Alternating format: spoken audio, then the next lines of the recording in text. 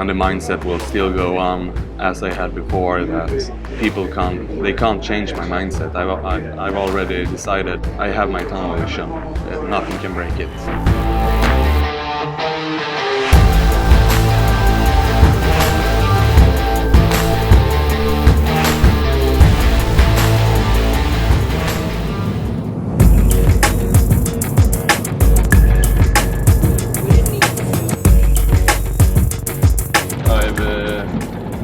Really like the mindset of guys like Kai Green and those guys who seem very smart, and they think out of the box instead of that meathead kind of thinking like some athletes have.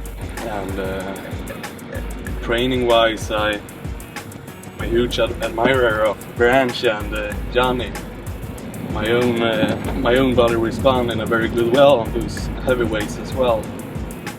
Heavy weights, intense workouts, and sweaty workouts.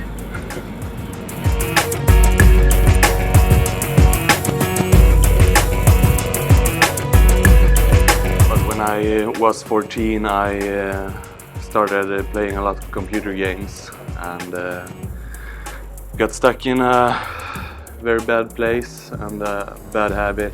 I decided it was time to do some change, and my first goal was to lose all the extra pounds I had put on. I put myself on my first cut, and I dropped from 106 to 69 kilos.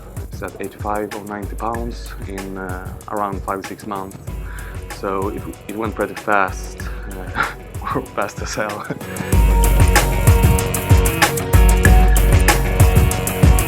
During my journey down to the goal weight I had, I noticed that the heavy weights and the intense workouts were the thing I loved the most. The workouts became more like a drug for me, because I skipped some of the classes in high school due to going to the gym instead. It was actually the addictive part of me going to the gym instead of going to the classes and stuff like that was because I saw the progress. It came so friggin' fast, and I got stung because I was the other guy before who didn't have any. People didn't look up to me. People didn't compliment me for stuff, and I think people began to see me more like a role model. Even though I didn't go to all the classes.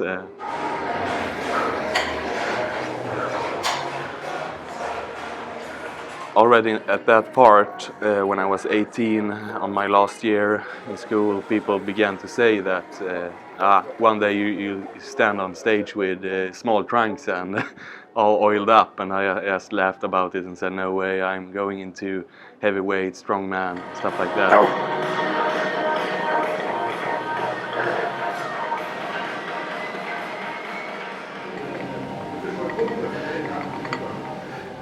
I had my first goal, competitive-wise, was to do the nationals in powerlifting here in Sweden, in the junior championship.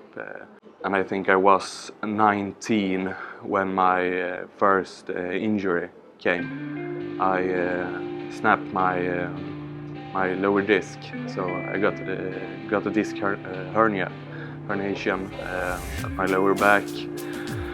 And I thought it was over. I thought the doctor said it would take like 6 to 9 months even before I could go to the gym again. When I got the prognosis or the diagnosis from the doctors, I felt more competitive towards that.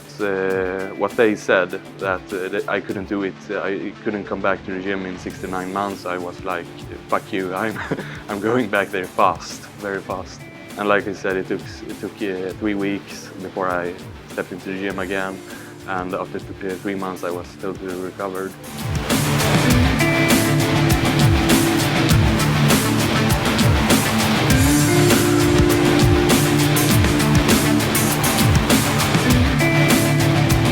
I met some friends who competed in bodybuilding, lightweight junior class at the town I was living in, and they told me that I had a very good future in bodybuilding, because in those two and a half years I had grown a lot.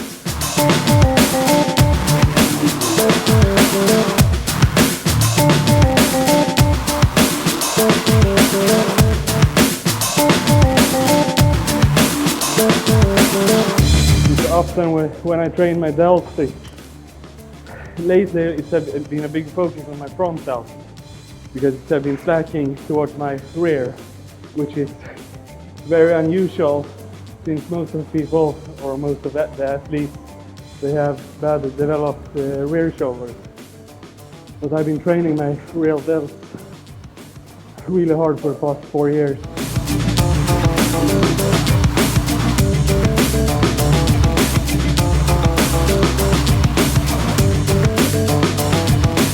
I decided to move to the southern part of Sweden. While doing that, I also got to know my last coach, Anders Lundgren.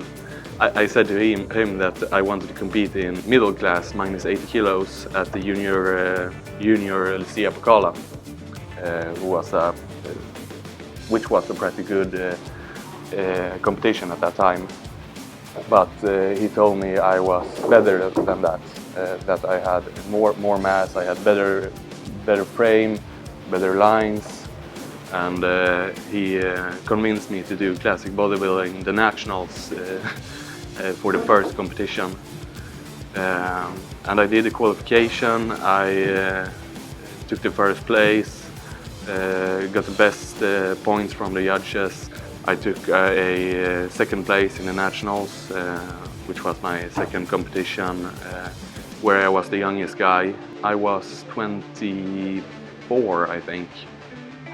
I saw that I did very well, and my mindset got even more flourished. It flourished more, like, but it was even a more addiction to be competing as well as going to the gym. So I put on more mass, developed through the years, and after my debut, it took 2 years before I started on the European Championships, where I took the third place. And I think I was 25 at that time, where I took the third place. And I still remember when I did the preparation for the European Championships.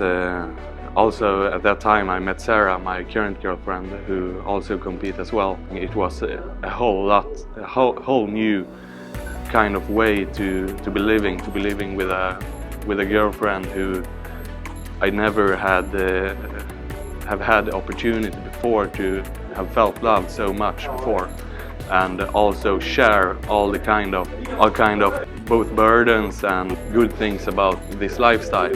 She knew everything. So she knew what I went through, and I knew what she went through, and we supported each other. When the preparation started for the European Championships, I had one goal in my mind, and that was to be more ripped and more shredded than I had ever been before, no matter the cost.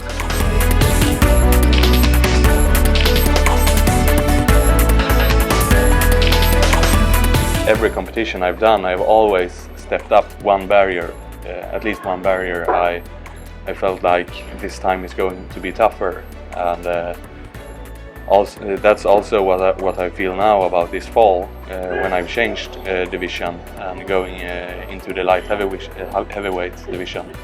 I feel like this time they're going to be in shock. I'm going to make them be shocked. I think now since the European Championships I put on, like, I think it's 8 or 10 kilo lean body mass, so it's 22-23 pounds of muscle in 1.5 years, and it's been a very tough off-season, the toughest off-season I've ever had.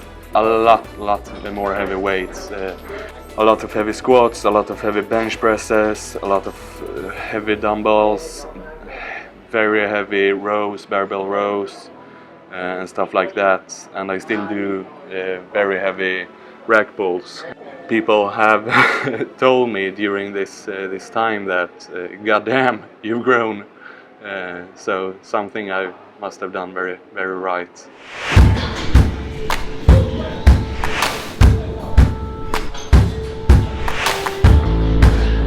The goals comes first. The goals and Sarah, of course.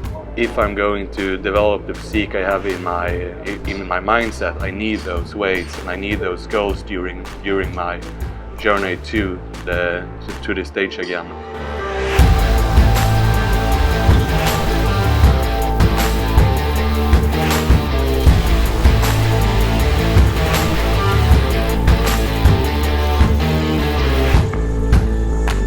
I think I braked all the goals I put up.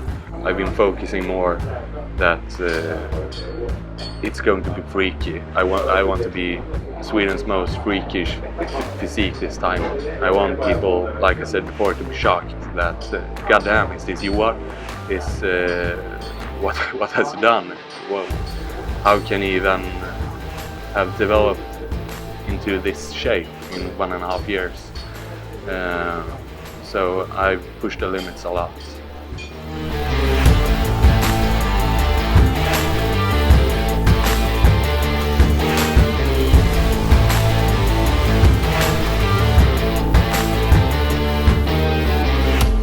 If you have really decided to do your thing, get stuck to it. Never ever listen to what other people say, even if they tell you the good stuff. Yeah, you can take it as a compliment, but you must still remember what you yourself want, where you want to be, what your goal is, and follow that plan, no matter what. No shortcuts.